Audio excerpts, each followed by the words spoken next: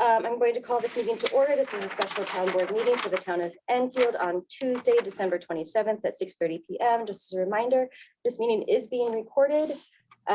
We will start with privilege of the floor. If you'd like to speak for privilege of the floor, please use the raise your hand button. It looks like we have the Hetheringtons first. So let's go ahead and ask to unmute. Hi. Hi, Hi. how are you? Two things. Can you move your camera? Because all I see is Thank you. Ricks and Mr. Lynch. Go to your, There, I just got. go to your south. Go to the south. There we go. Almost there. Okay, There, there you are. okay. Come on. Thank you. We're going to start off with a pledge.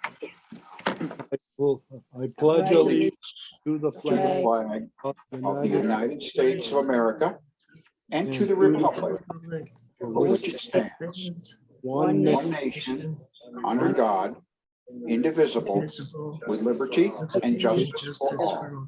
Bro. Okay, Right. Happy New Year. Thank you. Is that it? Happy. That's it. Thank you. Okay. Thank you. you. Anyone else for privilege of the floor? I would like to say something unless somebody from the public wants to speak first. I just wanted to take a couple minutes to talk about nothing that happened at this board, but something that happened about 6 or 7 miles away to the east. And that was a week ago downtown at the Tompkins County Legislature. They had a decision to make and they made it. They appropriated nearly $6 million in money under the Community Recovery Program. The town of Enfield and its agencies that applied didn't get a thin dime of that. And I could sit here and pontificate for 3 minutes about what that means for Enfield and what that means for some people in Tompkins County government and their consultants think of the town of Enfield. But I'll just put the words of one of our elected county legislators, Randy Brown, on the record, because he spoke up in favor of Enfield and his own town of Newfield that also got slighted in many respects. He said at that meeting, I quote, "Enfield is completely ignored by the county. Newfield completely ignored by the county. In terms of government funding," he continued, "nothing happens there. Brown told colleagues that in Enfield, quote, they're pinching pennies every day, the poorest district in the county. They're buying used equipment because that's all they can afford. And yet nothing got funded.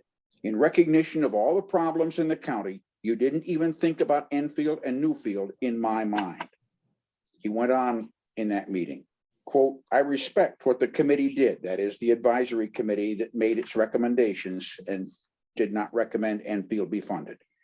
He said, "I respect what the committee did, and this is definitely water that's never been paddled through before." Brown told legislators moments before he cast his lone dissenting vote, and he continued, "But I feel that the committee didn't even understand the transformative processes that Newfield and Enfield attempted to do. Enfield is feeling the exact same way as Newfield is," Brown said. "They're on their own." End of quote. There may be opportunities for some applicants, probably most likely the Enfield Community Council, to get something, because there's one big project in Newfield which would draw about $500,000 in community recovery funds. It's the Second Wind Cottages proposal. It's become controversial down in Newfield. The Newfield Town Board has resolved against funding that particular proposal. I'm not going to get into Second Wind tonight. That's really not the purpose of what I said. But if there is money left over, if Second Wind is taken out, or if the county legislature decides later next year to put more money in the pot to fund agencies, we may get some funding for ECC, maybe the fire company, and maybe even the food pantry. We'll see. That's all I have to say on this, but it was not a pleasant meeting 1 week ago. I attended it and Randy Brown spoke up and he was about the only one, and I'll leave it there. Yeah, that was disappointing. I actually sent them a letter before that meeting too, and kind of scathing review of their process. Anyone else for privilege of the floor, either online or in the room? Okay, let's go ahead and move on. Any additions and changes? I do want to talk about video cameras in a more general sense. And then, did you get a date for the public hearing or for the public hearing? Oh, you do have the date with you? Yeah. Okay, I don't know if I have all the other things that I need, because I didn't think that you had that, but we can at least pass the resolution. Came up with the date today.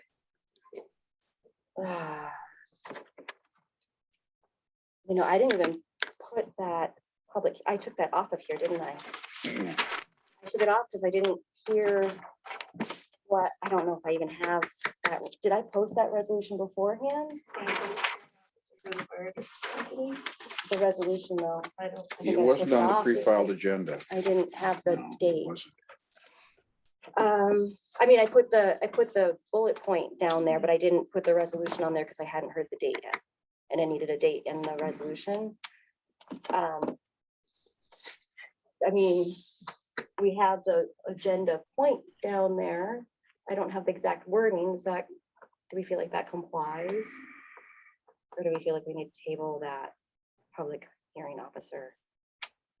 If someone wants to be quick at this, they could look back the last time that the fire company bought a truck and see what the wording was then, and that might work if it's in the minutes of the prior meeting, but I can't tell you the date. I mean, I made copies of what we did the last time we did it. Okay, let's wing it with that. Do you have that with you? Because I don't have that with me because I did not, and I didn't put it in our agenda because I didn't think we had the date. So if you have that, we'll wing it with that. Because we have the agenda item on here. I just don't have the resolution and stuff posted because I needed the date for that.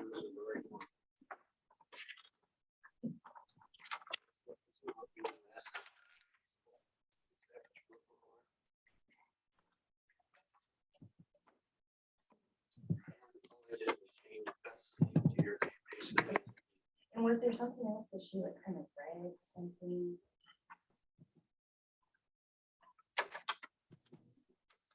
The only other thing I think we did at that time was, which I made a copy of Yeah, there was the public hearing thing that I'm gonna. To those watching online, the supervisor is conferring with the president of the fire company on the exact language of a resolution that we may want to act on tonight, just so everyone knows.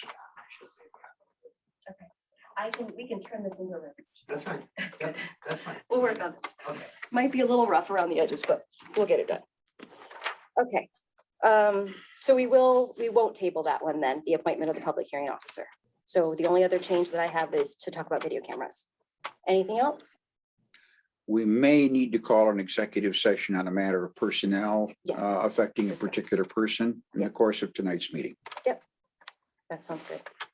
Okay, any correspondence other than the one that I sent around to board members regarding the video cameras, which we will discuss tonight? Anything from? Not related. Okay. Okay, so let's go ahead and start with our fire company members. I just want to say a lot of our new fire company members are actually auxiliary members too, and they have been serving our town for decades. And so I appreciate both our former members that are becoming officially, fire company members and our new members. We really appreciate you in our town. Especially at that $4 a gallon gas you're putting in your cars right now. Okay, so let's go ahead and do this one by one. I will move each resolution by name. I'm just going to say the title instead of reading through the whole resolution, if that's okay. So my first resolution is the approval of new member Anthony Walrad, who is not here He's tonight. not here. Today. Okay. He's on vacation. At the Enfield Volunteer Fire Company, and I will move that resolution. I'll second it. Any discussion? Will we call the vote? Councilperson Hinkle. Aye. Councilperson Lundkey. Aye. Councilperson Lynch. Aye. Councilperson Ricks. Aye. Supervisor Redmond. Aye. And the next resolution is approval of new member Barb Masser at the Enfield Volunteer Fire Company, and I'll move that resolution. Second. Any discussion? Mary, we call the vote. Councilperson Hinkle. Aye. Councilperson Lundkey. Aye. Councilperson Lynch, Aye. Councilperson Ritz. Aye. Supervisor Redmond, Aye. carried. And approval of new member Ann Ryder at the Enfield Volunteer Fire Company. I will move that resolution. Second. Any discussion? Mary, we call the vote. Councilperson Hinkle. Aye. Councilperson Lundkey, aye, Councilperson Lynch, Aye. Councilperson Ritz. Aye. Supervisor Redmond, Aye. carried. And approval of new member Corey Ike at the Enfield Volunteer Fire Company. I'll move that resolution. Second. Any discussion? Mary, we call the vote. Councilperson Hinkle. Aye. Councilperson Lundkey, aye, Councilperson Lynch, Aye. Councilperson Ritz. Aye. Supervisor Redmond, Aye. carried. Approval of new member Helen Hetherington at the Enfield Volunteer Fire Company. I'll move that resolution. Second. Any discussion? And Mary, we call the vote. Councilperson Hinkle. Aye. Councilperson Lundkey, aye, Councilperson Lynch, Aye. Councilperson Ritz. Aye. Supervisor Redmond, Aye. carried. Approval of new member Carol Barrier at the Enfield Volunteer Fire Company. I'll move that resolution. Second. Any discussion? Mary, we call the vote. Councilperson Hinkle. Aye.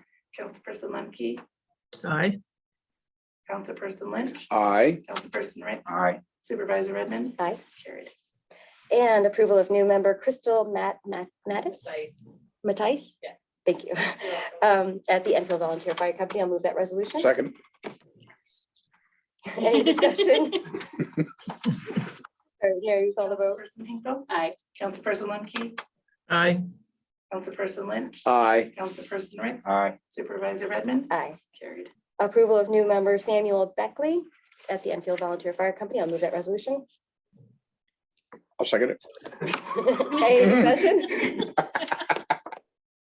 All right, Mary, you call the vote. Councilperson Hinkle. Aye. Councilperson Lundkey, aye, Councilperson Lynch, Aye. Councilperson Ritz. Aye. Supervisor Redmond, Okay, and finally, approval of new member Monique Moore. Oh, aye, sorry. And finally, approval of new member Monique Morse at the Enfield Volunteer Fire Company. I'll move that resolution. Second. Any discussion? Mary, we call the vote. Councilperson Hinkle. Aye. Councilperson Lundkey, aye, Councilperson Lynch, Aye. Councilperson Ritz. Aye. Supervisor Redmond, Aye. carried. Thank you. And we will have your certificates. We'll bring them over to the fire company. Can I give you a little presentation on these people? Yes, I would Yes. love that. Go ahead. Thank you. Just to kind of get so you know. Yes, please. This do. is Corey Ike. And Corey, if you would please. Corey's been with us since March or April. He was one of the top responders this year in that short period of time. He's got his CPR already. He's had his physical and fire police training. And he's going to be taking the basic interior firefighter class coming up here shortly, or exterior, I'm sorry, exterior. Very So, nice. Corey. Thank you. Josh Rumsey. Josh is obviously a new member. Josh does have his CPR. He's done his physical. He's completed his exterior firefighting class. So he's all off probation and ready to get into the world of things. So thank you, Josh. Crystal. Crystal also completed her physical CPR. She is a past EMT. Hopefully she can get recertified. She's also completed her exterior firefighting class. So, and she's off probation, so she's all set to go. And then we have Monique. Monique just joined this past meeting that we had, but she had already got her CPR. And did you get your physical yet? Yeah, it's scheduled in 2 weeks. So she's getting her physical taken care of. She is scheduled to take the basic exterior firefighting class also. So, and hopefully we can get all these people up to speed and get them going here. And of course, we have behind me on Zoom, we have Hetherington, who is a member from our past auxiliary. So we welcome Helen to our ranks, and hopefully I think she's going to bring a lot of history, especially to the fire company. So Thank that's you. the group. That's great. Thanks, guys. The rest of them, I apologize. Tiffany's on vacation, I know, and Sam that works nights, so I couldn't get everybody here. So if I can gather them up, maybe at the next meeting, I can at least bring them in and introduce them. That'd be great. Okay. Well, we really appreciate the added membership and especially to see some more women join the group. So that's really good. Thank you so much. Thank you all for keeping us safe. Thank you. Yes.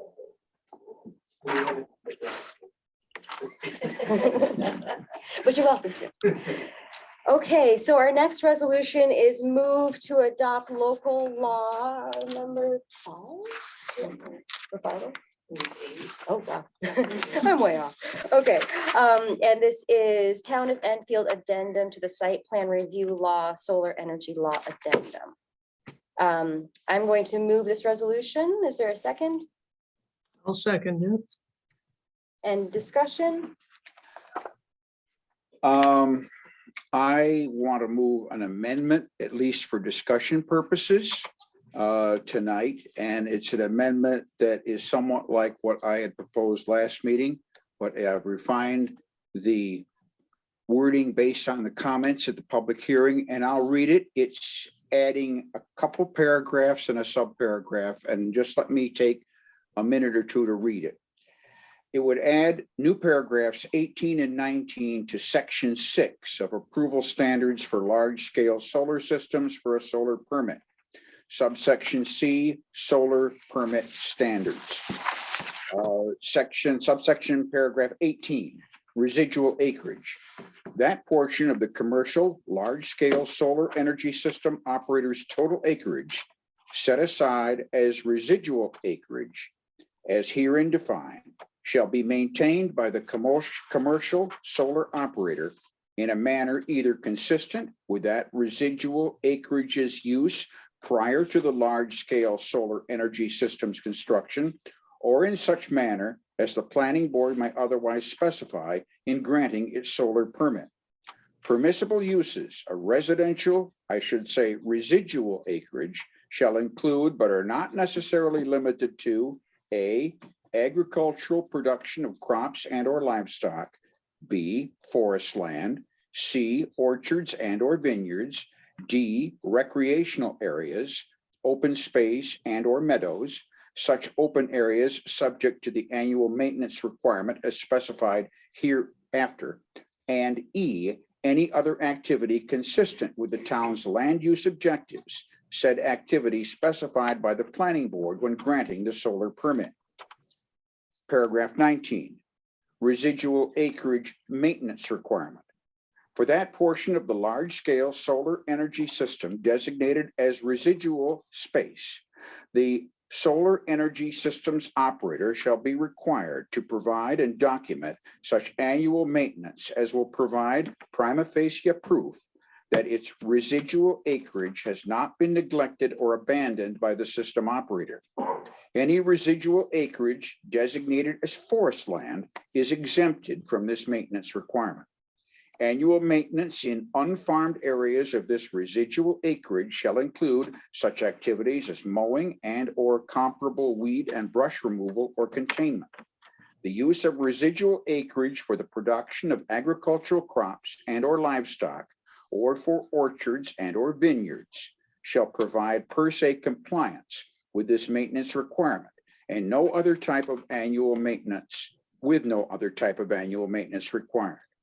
Subparagraph A, annual reporting requirements. In addition to any reporting requirements specified elsewhere in this law, a large-scale solar energy system owner shall provide an annual report to the town to document that, I should say, said operator's compliance with the maintenance requirement for residual acreage, said requirement specified in this law's subsection.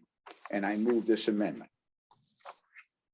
I'm going to second it for the sake of discussion, but Jude, I feel like you did some research with I'll give her the one environmental copy of lawyer and thought that maybe this was not something that we had authority to do without some sense of zoning. Like, it seems like this would restrict residential development in those areas and such. And it seemed like maybe that wasn't something that we have the authority to do without some more stringent land use regulations. but maybe I'm Yeah, wrong. so. No, so, I mean, and I appreciate the fact, Bob, that you spent some time trying to revise your former language to eliminate some things that I think had caused some concern in the last meeting, but I think overall, the same sort of issues that we discussed the last meeting really still apply. I would say a couple of things. First of all, the 40% residual is not really governed necessarily by the operator of the solar farm.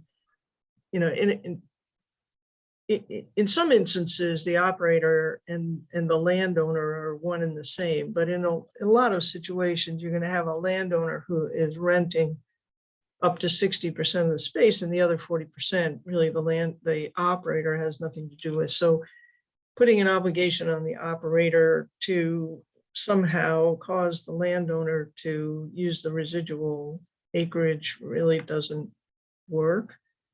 I think that if you look at the list of permissible uses, it's still restricting a landowner's ability to use the property in any manner that they wish, that's consistent with town law. And I do think that is going to run afoul of sort of land use restrictions. We don't have zoning, and there's nothing that says we can prevent people from letting their land, you know, grow over with weeds or whatever they want. I mean, we don't have a law that allows us to tell someone, you can't just let this vacant land grow wild. So I respect what you're trying to do. I understand what you're trying to do. I just don't think we have the authority to do this. I'd like to respond to that if I may. Yeah. And that is, as I see it, to make that 60% coverage rule have any teeth in it whatsoever, you've got to consider both the solar area and the residual area in the permitting process. And if the law isn't written that way, maybe we should redraft the law to encompass that. Because otherwise, if you say, well, when you get the permit, the 60% of the land, only 60% of the land can be covered with solar panels. What happens if the farmer then sells off the other 40% to somebody else? And then all you're left with is a plot of land that's 100% covered with solar panels. So I regard the entire site as subject to planning board review. It's not the same thing as Doug Gunning's farm up on Harvey Hill Road, where you don't have to tell him to mow his field because there's no permitting process needed for a farm. There's no permitting process needed for Stephanie Redmond and her husband's house. So you don't have to tell them that they have to mow their yard every week. But this is different. This is a solar farm that includes 60% coverage maximum with solar panels and 40% something else. And why can't the planning board regulate that something else? So they can regulate that you can't have more than 60% covered with a solar farm, and that would then prevent the bifurcation of the property into the two parcels you're talking about. But you can't restrict the landowner's use of the property without zoning. And we don't, you know, I mean, there's a much, well, zoning, let me just say zoning in a very broad sense, right? Not there are very specific zoning laws, but I'm talking about land use restrictions more broadly. We don't have land use restrictions. You can tell people where they can put something under land use restrictions. You can't always tell people, you know, that they can't use their land for certain things. So if somebody wanted to lease 60% of their property to a solar farm and let the other 40% grow over, there's nothing in our law that would allow us to tell people you can't do that. But cannot we expand the area that we regulate in site plan review of a solar farm to include the entire 100%, including the 60% and the 40% residual? I have talked to the lawyer about this, and basically the language that we put into the draft law that I presented was trying to accommodate your concerns, to say that that property can be used for anything that's lawful under town law, basically. I guess I have a hard time figuring we can demand that the solar operator put a 6 or 8 foot high fence around his solar panels.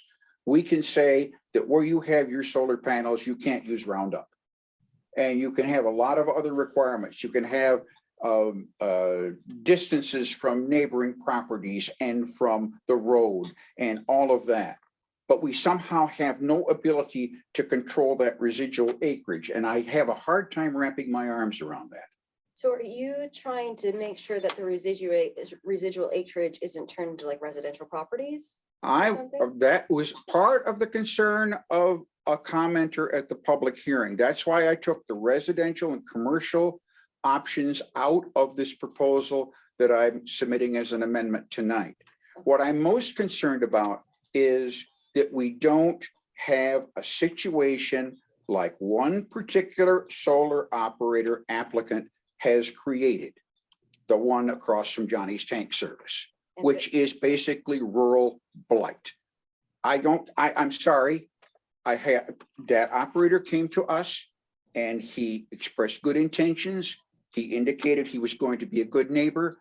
And since we gave him the permit, in my opinion, he has not been a good neighbor. I had to call last winter to say, please remove those logs that you've got near the road right of way. They took some away. They didn't take them all. There's some still there. And there are these piles of wood shavings up on the hill. They could have done right. You know, I know they can't get their solar panels this year. That's a supply chain problem. But they could have at least hired somebody to come in and mow down the goldenrod, take away the logs and make it look respectable. And they did not. And what I'm worried is we're going to have more solar farms that are going to be doing just that. And it's going to be an eyesore for the community, and people are going to turn against alternate energy that way. So, you know, their long-term plan is actually to put residential all along the roadfront there. That's an issue that I think is beyond the scope of our discussion tonight. But Well, I would like to is. see it open space. If you're going to maintain the rural character of this community. And I remember when people like Beth McGee and Mimi Mahaffey were talking about, and Jude Lemke were talking about this, these laws back in 2019, I think it was. There was this concern. We want to make sure that we keep the rural character of Enfield consistent with our town comprehensive plan. And this is what this is trying to do. Now, I don't want to stall this beyond perhaps adopting a law. I would like, if we set this aside, what I'm proposing tonight, I would like us to consider putting it into the solar law in future months, okay? Because I think it needs to be there. And I will vote for this tonight if it comes to a vote. If it doesn't, I hope that we will consider this, because I have heard the most complaints from people about that site and what it's become, and what solar farms and alternate energy are making for this town, and people don't like what they see. So I agree with that, but I honestly think we should take it further to actually stop these large industrial solar farms from coming to our town until we have absolute distributed energy on every single house and every single building and every single parking lot, brownfields, things like that, and don't allow them to take over our farms. And I actually think that's the route that we should be taking to make these things not happen here until we're left with, you know, every other option covered. Well, I don't know if you ever talked to the environmental lawyer, if that's even legal for us to consider to stop these industrial farms from coming in here. I So- myself would like to strike a balance, but I'll let Councilperson Lemke talk. Well, what I would say is that, and I'm not a zoning or land use lawyer by any stretch of the imagination, but you can regulate where things can go in the town. You can't, in general, prohibit activities in the town. And so I think it's going to be hard. I mean, there are times when there's health and safety issues where you can, maybe the fracking, where you can do that. But generally, you can't just say, we don't want this in our town and you can't build this in our town. You can say, we don't want this in this part of our town and you can build it here, but you can't build it there. So look, I don't disagree with the concerns that everyone is raising. And it seems to me, once again, that we need to have a larger conversation about comprehensive plan and, what steps do we want to take to sort of, make that comprehensive plan have more effect to the town. So, and I think there's things we can do, I know Randy Brown is putting together some sort of ag committee, and maybe he has some ideas, and I think Cornell Cooperative may have some programs and things we can look into. How do we encourage more agricultural activities in the town? I do think that, maybe we need to put together some sort of committee to take a harder look at all this, and not just the planning board, but broader than the planning board. But I don't think this language works. When you say we can choose where to allow things to happen, can we does that give us the option to say you can only put solar on roofs and parking lots? Or is it where in the town we can allow industrial solar? Yeah, Where's the limit? you're going above my pay grade. I think, maybe what we need to do is set aside, 3 or 4 hours to sit with our environmental lawyer and throw a bunch of ideas around. I don't know, but it seems to me this goes beyond the scope of what we are able to do today. And we should pursue, as Bob says, we should pursue this issue further, but not in this setting. We've all kind of feel this isn't quite perfect where it is yet, so I'm in no rush to talk about this today. Well, the thing is, our moratorium is up. So that leaves us. So if the solar farm came in and got a permit right now, they would go they would go with our old law, and we would have no leverage to insist that we have a host community agreement or anything like that. All the things that we've made changes in this won't be effective unless we actually adopt those changes. So I think honestly that we should adopt this as it is and keep working. And I really do want to try to think about how we can have land use management policies that are reflected in our comprehensive plan, and think about how this is affecting us when industrial farms come in. Something's better than nothing, but we definitely should work on this. Debating on this particular amendment, I will raise another point, which would require separate action by the town, but I'll raise it for discussion. Should we or can we legally extend the moratorium to allow us to discuss this maybe another 6 months? Or is that going to be pushing the limit as far as, well, I don't want to get like a constitutional lawyer here, but a takings clause that we're delaying things too much?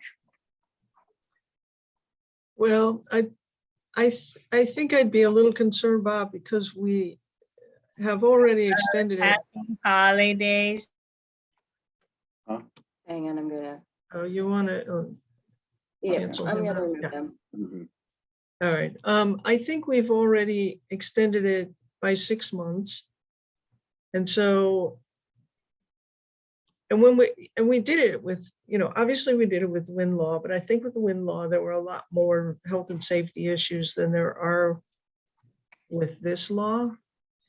And to your point, Bob, I mean, there's no reason why we can't continue to take a hard look at these issues that you've laid out. If we adopt the law as the draft, the December 13th draft, that doesn't mean we can't come back and make more changes. And seriously, if you think about it, I mean, what Dan Spitzer was saying is there is no permit sitting here today. And it would take a long time for someone, even if they showed up tomorrow and made an application, would take a long time before that permit was issued. And between now and the time any permit's issued, we can make changes in the law, and that law will affect whoever that permit holder is when they ultimately get their permit. So we have plenty of time still to take a harder look at this. Even if we pass something tonight, we can still take a look at these provisions, and they'll very likely still affect any new permit holders.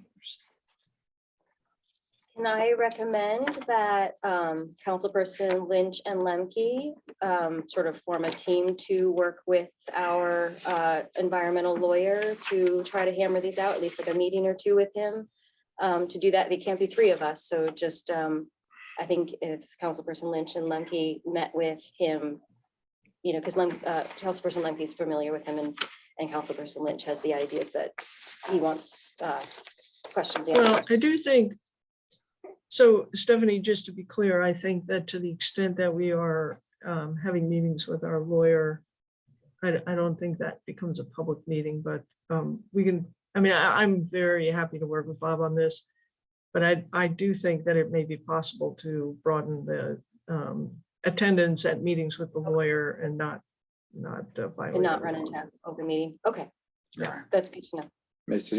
It would be, I think it would be considered to be, lawyer-client conversations, and the client being the town board. Okay. Right. I would be glad to participate in that. And I don't want to hold up adoption of this law if it's felt that we really should get something on the books. So I would be willing to withdraw this proposed amendment. I think parliamentary wise, it also requires the withdrawal of the second. And then we can vote on the main motion, or at least have further discussion on the main motion. Okay, so I'll withdraw the second. And then I do agree that there's a lot of questions to still answer, and that there are other amendments that could make our solar law and land use management laws in particular, in general. But I don't want us to put this solar law on the shelf and forget about it for another 2 or 3 years. I want us to actively work on that, because that is becoming a concern for the community about the handling of residual acreage. I agree. And we've learned a lot from this project. So, okay, so we have moved, we have seconded. Any more discussion on the law? I had one question that probably Councilperson Lemke could answer, and that concerns the decommissioning section, Okay, which is section 7. And it is subparagraph 3 of annual report. It is added in there to this sentence. I'll start it. The large-scale solar energy system owner and/or operator shall, on a yearly basis, provide the town clerk a report showing the rated capacity of the system and the amount of electricity that was generated by the system and transmitted to the grid over the most recent 12-month period, compared to the amount of energy that was projected to be generated in the application approved by the planning board. New language added, which information shall be proprietary and confidential, not subject to FOIL, period. I need an explanation as to why that confidentiality sentence was added. So that was actually added by our environmental lawyer because he felt that some of the information we were asking for would probably be proprietary and that we should not be making it public. I guess my concern is, shouldn't the public have a right to know if this solar farm is underperforming and should be decommissioned? Well, I mean, if it doesn't perform up to 20% or whatever we put in there, I've forgotten now off the top of my head, then we would decommission it. But I mean, this is a lot of information, right? That they would feel, and there's a lot of reasons, right, why the energy that they've projected is going to differ from the actual energy itself. So anyway, this was something that Dan felt that we needed to add to the law because otherwise operators weren't going to comply with this. We Yeah. have a question in the chat by Drew Brahman, who's works in finance at the county, saying, sorry if this is out of order. Under F, does the town want a decommission bond? I'm happy to discuss. Can we open the discussion to Drew Brahman? Is that okay? Please do. Drew, can you, I think you should be able to unmute. I'll ask to unmute. Oh, there you go. Okay, so did you see that question in the chat? No, because I'm pulling up documents to look at. Hold on. Let's see. Decommission bond, I'm happy to.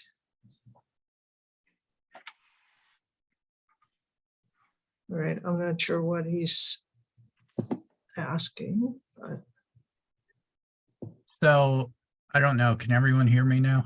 Yep. Yes, I can. Awesome. Thank you. So I've worked with particularly the town of Corning on a similar, they have radio towers around the town of Corning back in the days of microwaves and taller cell phone towers and whatnot.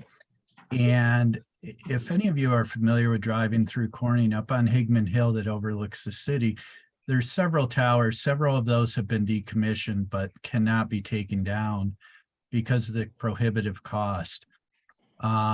Working with their town board and a developer of the new towers, we explored how to do that. And there's actually bonding that can, an insurance bond that a developer can obtain fairly reasonably that ensures payment to the town should, God forbid, but New York Telephone goes bankrupt after the absorption by AT&T. You know, one of the towers up there is owned by New York Telephone that still exists, but doesn't. right, but So we already, we do have a provision for surety in the law. Okay, I may have missed that. I'm sorry if I did. So This good. is just an addendum. So this is the solar law as a whole. This is just an addendum to our solar law. And in our Okay. actual solar law, we have a whole decommission bond segment. Awesome. Great. Because then the town could hire somebody to do it and get payment from that insurance company and it gets rid of that. So thank you. Sorry. Nope, I'm that's great. learning all these things about our town. Haven't been here a year yet. So learning all these So I things. appreciate it.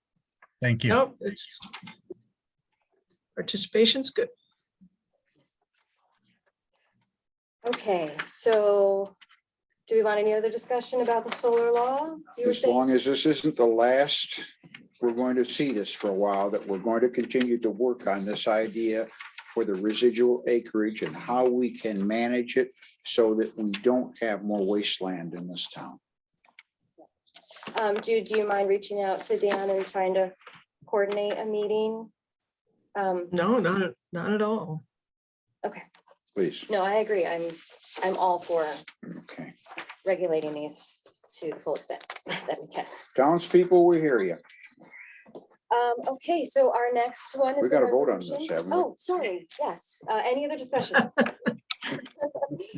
Mary, will you call the vote? Councilperson Hinkle. Aye. Councilperson Lemke, Aye. Councilperson Lynch, Aye. Councilperson Rick. Aye. Supervisor Redmond. Aye. Carried. Okay, so appointment of public hearing officer for the fire company.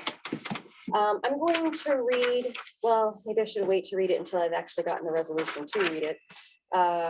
Okay, I'm gonna wing this. It's gonna be ugly. So whereas the Enfield Volunteer Fire Company is in need of purchasing a new, what's it called? But what's the, can you give us any more details on it? Fire engine. Give you a spec sheet, but. And whereas they will need a hearing officer in order to hold their public hearing.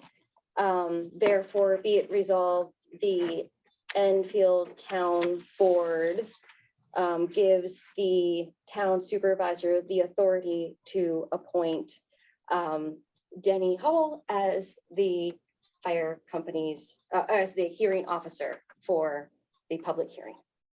I'll second it. Great, I so move. Any discussion? Mary, we call the vote on that. Councilperson Hinkle. Aye. Councilperson Lemke, Aye. Councilperson Lynch, Aye. Councilperson Rick. Aye. Supervisor Redmond. Aye. Carried. And before we go, maybe Denny can explain briefly why we need this hearing. I know it was discussed the time we bought the last fire truck, and it might, some people in the public might not understand why we have to do this. The reason for it is it's not really an approval from the taxpayers or the town board to purchase the vehicle. It's got to do with Internal Revenue Service law, that if we do it this way, it's a reduction. It's what they call a tax-free loan or something of that nature. Otherwise, we end up paying the regular rate, which right now, this thing has got way out of whack just because of what the interest has been doing lately. But it basically averages out, if we didn't do this, didn't have a public hearing and go through this procedure, it's another 1.5% in the interest. So basically what we're doing by going this route is saving 1.5%. So essentially, what you're saying is that in order for it to qualify as a tax exempt bond, which means that the holder of the bond in certain jurisdictions doesn't have to pay tax on the interest on the bond, you need a public hearing. Yes, some of that nature. I never really understood it. It never really made sense that we had to go through this whole procedure just to get a lower interest rate. But that's how the Internal Revenue Service is Right. made it. Because if you borrow money and the party that's lending the money doesn't have to pay tax on it, then you shouldn't have to pay as high a rate because their return net of taxes would be too high. Right. So what the procedure is now, once we have the public hearing, it'll have to come back to the town board again. And then there's another, I believe, a resolution that each town board member has to sign approving that we get tax-free money, basically. It's kind of a ridiculous thing, and honestly, nothing against attorneys, but they're the only ones that are making money on this deal, so. That's the basic. So who is the issuer of the loan? Is it the fire corporation? The issuer, So who's actually borrowing the money? the fire company's actually borrowing the money from the Bank of Green. Yeah, So So we're- it's yeah, I'm not familiar with how the tax, I mean, I used to do this for a living, but that was a long time ago. Not sure how it works with a fire company and what the town's role is in conjunction with that, which is sort of an interesting question, but not one to answer tonight. Yeah, trust me, I don't understand it myself. All I know is that the last 3 or 4 loans, I think this will be the 4th one that we have done that way. That's just how they tell us they gotta do it. Personally, I don't understand it myself. I think it's a waste of time, but Well, it's not a waste of time. It saves you money because you borrow at a lower rate, as you said. The ultimately, question it's I saving have the is whether the it's saving town the is on the hook. it's basically saving the taxpayers money, really. It's not saving, I mean, just the fire company, the taxpayers are gonna pay this loan, so it's saving the taxpayers, and maybe that's why the municipality gets involved in it. I don't know. That would be my wild guess. All right, let me go ahead and read this. I, Stephanie Redmond, Supervisor of the Town of Enfield, in accordance with the provisions of Section 147(1) and 150C of the Internal Revenue Code of 1986 as amended, hereby appoint Dennis Hubble, President of the Enfield Volunteer Fire Company, as hearing officer pursuant to a certain notice of public hearing attached here to such public hearing to be held at Enfield Volunteer Fire Company, 172 Enfield Main Road, Ithaca, New York, 14850 on January 23rd, 2023 at 7 p.m. I further direct that the hearing officer shall, within 10 days after the execution of this appointment, cause to be published in full in the Ithaca Journal, a newspaper published in or having a general circulation within the town of Enfield, and designated an official newspaper of the town of Enfield, a notice of public hearing to be held not less than 14 days from the date of publication. The notice is to be published substantially in the form attached here to, dated December 27th, 2022. And I sign this. Do you submit these or does Mary put the public hearing notice in the paper? In the past, our attorney has. Okay, I'm willing to do that, because Okay. our attorney is. let me go ahead and give this to you. Here, I was, Oh, you want me to have Mary do? I was gonna give you this, because I do have it on my computer, so Okay. that's the actual, I'm gonna be sending the journal. Okay, just so you know, it's MOND. Oh, okay, That's I'll okay. change that. I would suggest they also get an affidavit of publishing. Okay, did you hear that? Yeah. Okay. Do we need any further action by the board on this? I Or are don't we all think so. set? We did the resolution. I've read the appointment. I think we're official now. Question, Yes. you just email that to the journal? or how do you- I can send you an email address that we deal with. I'll send it to you. Okay, and so they usually ask for a half day. You're gonna tell them you want it published, you're gonna provide that documentation and ask for affidavit of publishing, which they will send you within like 30 days or whatever of the posting. Okay, it's 20 days, it has to be in, at 14. That's at Prior to 14. the public hearing, you need to give at least 10 days notice. Okay. That said within 14 days prior, so I mean, as far as the notice to the public hearing is, I think it was 20 days before, I don't remember, but I guess we got plenty of time. Yeah, just get in sooner than it's. Yeah. Being there. Okay, thanks. okay, great. Okay, so the next thing on our agenda is the court clerk. I'd like everyone to meet Heather Knudsen, who's here with us tonight. She comes recommended from the court clerk in Newfield. For those who do not know, our judge and our court clerk are stepping down and retiring. We were hoping we'd have a little bit more time to sort of catch our bearing. But apparently we have a caseload we have to move through. There are passwords to pass on, bank accounts we got to deal with, and we are coming up to our annual audit. So it is recommended that we move ahead with this court clerk appointment as soon as possible. As I understand, they're having a little bit of difficulty finding another replacement judge for us. So having a court clerk in place will hopefully attract a judge quicker than we are having an opportunity of getting them here now. The court clerk, just so you are aware, is subject to whatever judge is appointed. So if they bring in their own court clerk, they will Yeah. decide Mhm. that they don't. So, or next year, if another judge gets appointed, it's under their purview who they decide to appoint as court clerk. So the only reason that we're doing this now is because we don't really have a judge to Yeah. have someone appoint. Can you explain that a little bit better? In other words, I have to know the circumstance. If we were to vote Ms. Knudsen tonight, to the position of court clerk. And let us say Jane Doe is either appointed or runs and is elected to be town justice. And Jane Doe says, I've got somebody else I want to have as my court clerk. Is she authorized then to Yes, name another court clerk? Yes. So I hope, Ms. Knutson, you realize there's nothing guaranteed in this. If we appoint you tonight, there's nothing that's says that 3 months from now that you'll still be court clerk. I hope you realize that. yeah.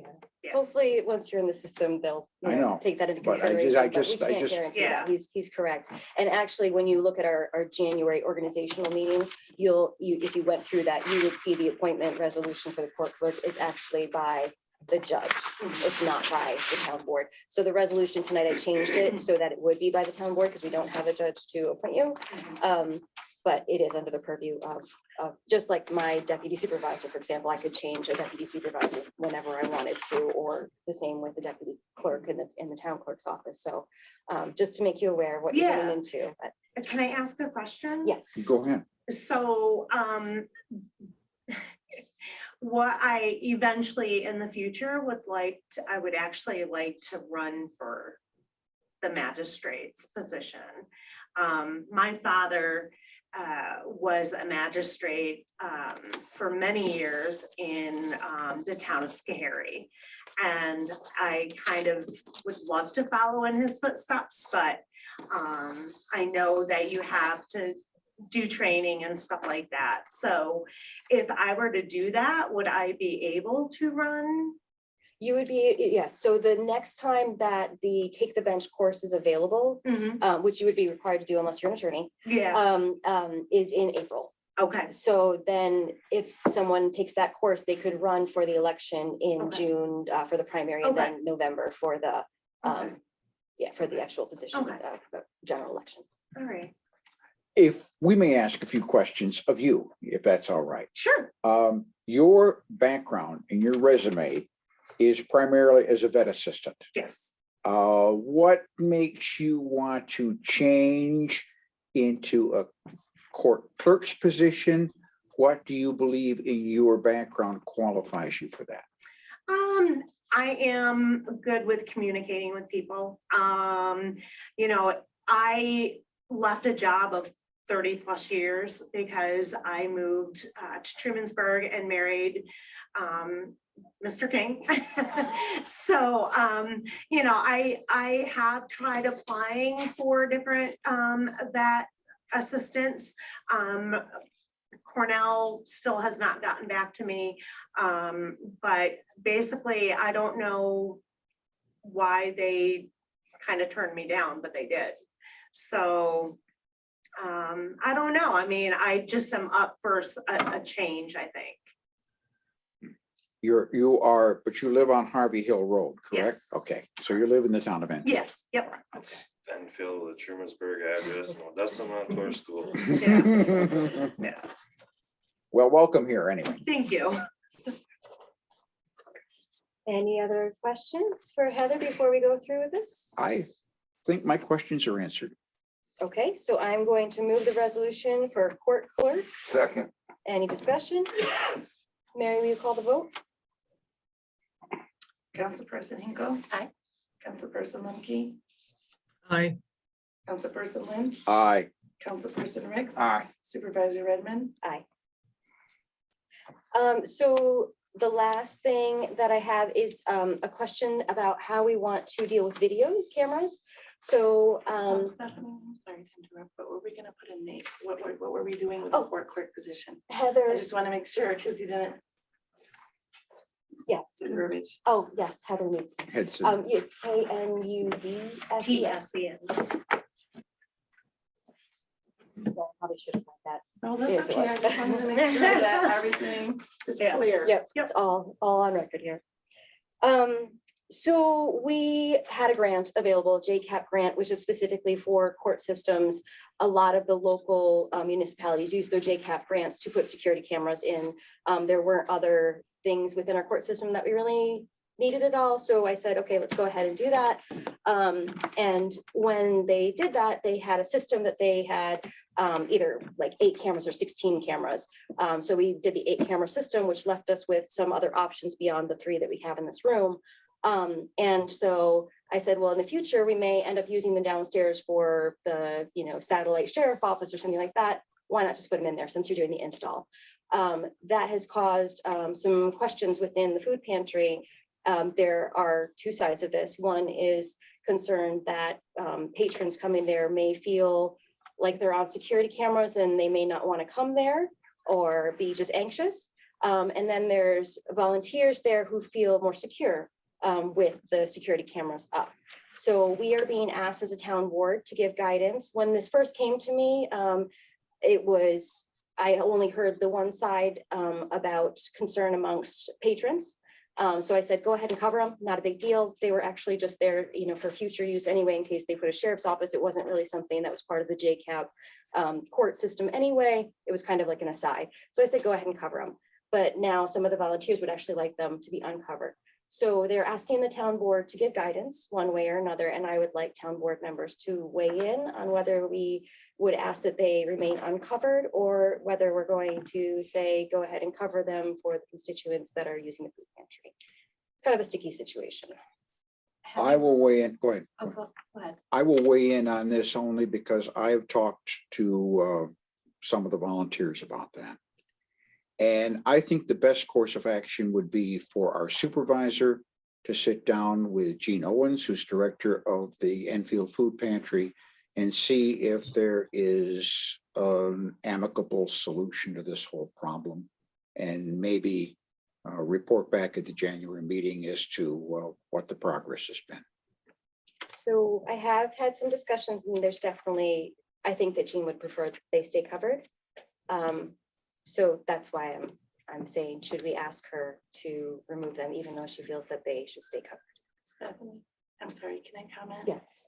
I think the food pantry board should be the person who's talked to about this. And we will certainly as a board have a discussion with the food pantry director. And then maybe After that. we you could be invited to it or whatnot, and then it could be have a complete discussion. When is the food pantry board meeting? I think we could have one in January. because this is January? Obviously, Why don't we Well, delay consider- action on this until after the food pantry board meets and invite the supervisor to meet with the food pantry board and discuss this matter? Can we try to do it before the January regular meeting? yes, I'm So going we'll to have- actually ask them to call a meeting, so. Okay, that's great. That's great. I think Okay, that solves Let's it. go ahead and do that. Okay, so that was.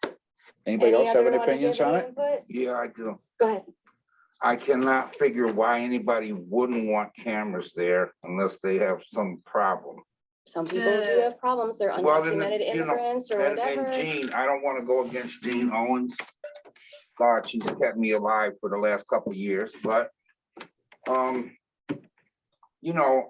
not to like make myself look bad, but I know a lot of criminals and going to the food pantry, being worried about a camera in the food pantry when they're giving you food, what are you gonna try to steal food? I can't understand why people would not want a camera there. What if, I've seen people argue in there, If and what if some- something comes up, we should have it recorded. I cannot, I'm trying to think, why wouldn't somebody want a camera?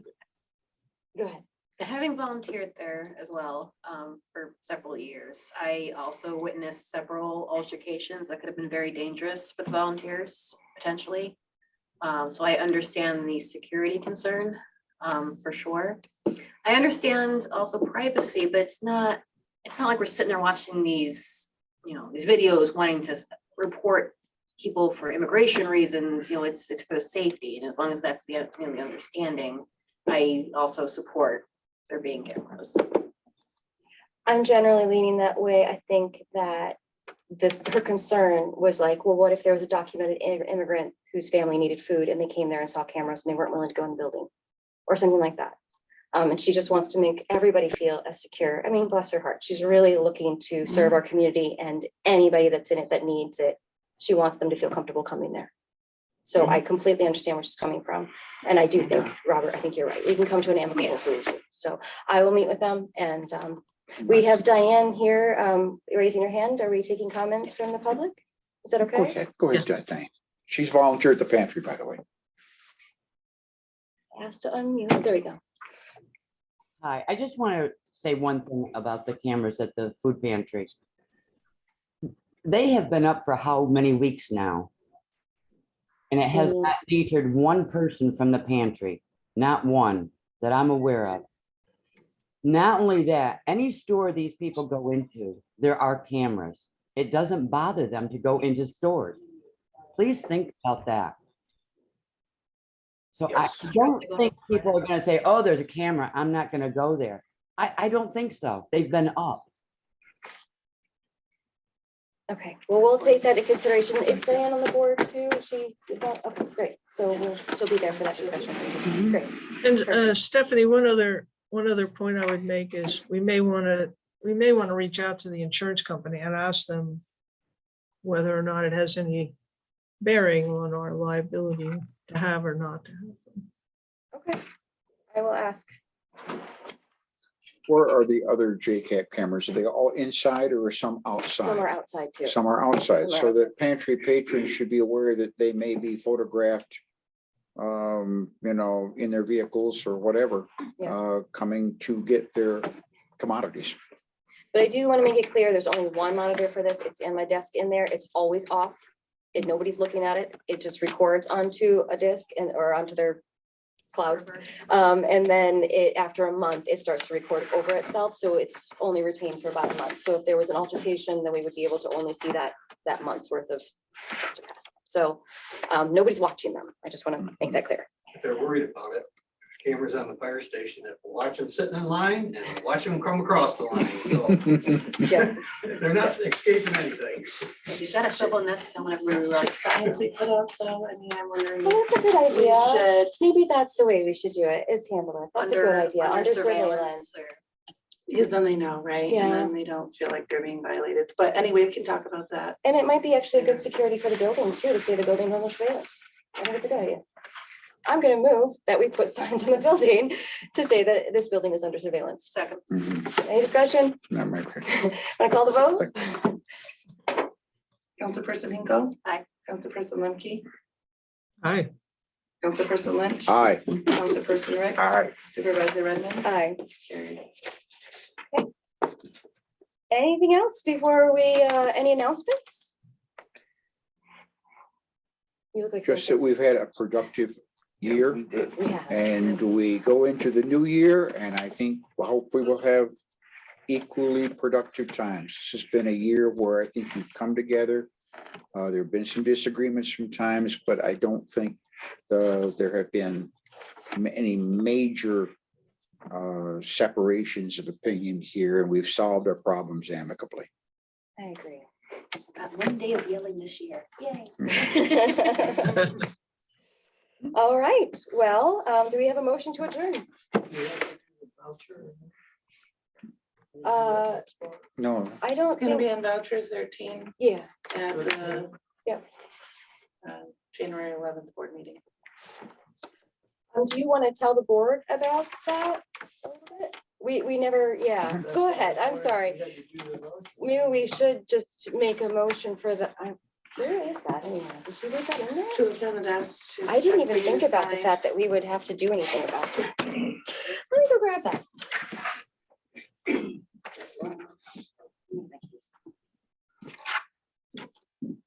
Do you want to explain what this is while I go get the voucher? We bought a used truck from the Tompkins County off Auctioneers International, just replacing the truck that we lost last year, the small truck that we sold because the engine went bad. And we haven't replaced it yet, so they had one down there, it's a 2015 dump truck with a salt spreader and plow and everything that was up for auction, so we bid on it and we bought it for 36,000 and some 660. 52,000 miles on it, and it's an all-wheel drive, 6-wheel dump truck. So Blixie put this under our prepaids, but I do think it would be good for us to have a motion on the table Okay. for this. So I'm going to move that we approve the payment for a 2015 International dump truck with plow and teeth for backhoe. Is that what that says? Teeth for backhoe? Yes, teeth for backhoe. That was on the auction too. We bought it. Okay. For $36,740. So I'll move that. Any discussion? Do we have to assign it as vouchers before it can be approved or not? This was under prepays. I think it wouldn't hurt if we all sign this tonight. Okay, but it doesn't have to be signed in advance of the vote, Mary? No, it's under prepay, so it'll be on abstract 13, which we will approve. Okay, so On it'll our be, January it'll be set. It'll be like the last. Tonight would be best. Thank you, buddy, for finding that equipment. As Randy Brown says, we buy used equipment, but we buy good used equipment, right? Don't know if you really. did. No, we did not get the generator. Did you guys know that? We did not get the generator. You did not get it? We did not get it. Do you want to tell them what happened? Well, misunderstanding or communication is more than anything, because Brandon thought that you wanted to max out at 30,000, including the 10%. So he had bid on it. And he went to go bid 28,000 on it, and it did not go through at the extended bid, so it went for 27,100. Called and asked them about it, and they said that bidder had a max bid of 29,900, so we wouldn't have got it anyway. But it becomes less of a good deal at that point anyway, so. That's what I'm telling myself. Silver lining. I wish we'd gotten it. Yeah, it's true. We really do need backup power there. You know, they come up a lot sometimes. A lot of people are changing over to propane or natural gas, so there's diesel generators out there. that are quite a bit. Nothing like that one too much with that many low hours. I'll keep an eye out. I still haven't heard back from those FEMA grants, so I doubt they're gonna come through with that one, but you never know. Okay, so this is signed, this is signed. Do we have a motion to adjourn? We gotta have a motion, do we ever have a motion on that? We did a motion on the, Did didn't we? we? Do we vote? We we didn't didn't do a vote? vote. We didn't do a vote. Go ahead and call the vote. Councilperson Hinkle. Aye. Councilperson Lemke. Aye. Councilperson Lynch. Aye. Councilperson Riggs. Aye. Supervisor Redmond. Aye. Okay, now I'm doing the motion to adjourn. I'm motioning to adjourn. Okay. Well, I will see you all in the new year. All right. All right, good night, Happy New everyone. Year. everybody. Happy New Year. Happy New Year.